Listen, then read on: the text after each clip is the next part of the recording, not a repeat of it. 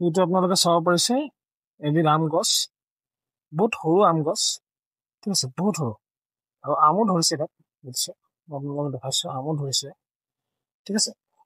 ইয়াৰ special কিছুমান গুণ আছে, বেলেগ আম গছতকৈ বহুত গুণী, বহুত উপকাৰী, ঠিক আছে, যাক আমি ইংলিছত ইয়াৰ চাইণ্টিফিক নামটো হৈ গ'ল মেগনিফিচা ইণ্ডিকা, ঠিক আছে। ইয়াৰ ফুল, যিখিনি আমি ফুল দেখিছো, বহুত ইম্পৰ্টেণ্ট, ঠিক আছে। আৰু চব অলপমান দৰৱ দিয়া আছে বুলি অলপমান চাবলৈ বেয়া দেখিছে।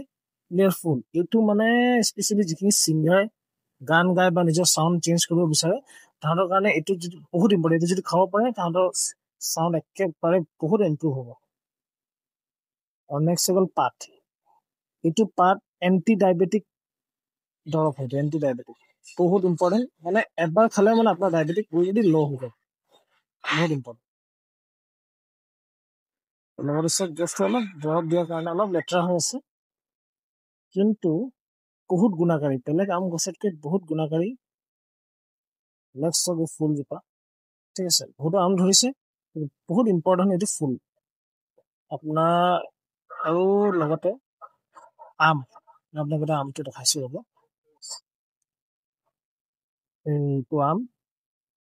এই আমৰ এটা মেইন ইম্পৰ্টেণ্ট হৈ গ'ল যে এই আমটো আপোনাৰ ডায়েৰিয়া হৈ গ'ল, জণ্ডিছ হৈ গ'ল, বা ডাইজেশ্যন বেয়া হৈ আছে, এইখিনি আপুনি এবাৰ বা দুবাৰ খালে ৰাতিপুৱা খালী পেটত লগে লগে ক্লিয়াৰ হৈ যাব, কোনো দৰৱ নালাগে, বহুত ইম্পৰ্টেণ্ট।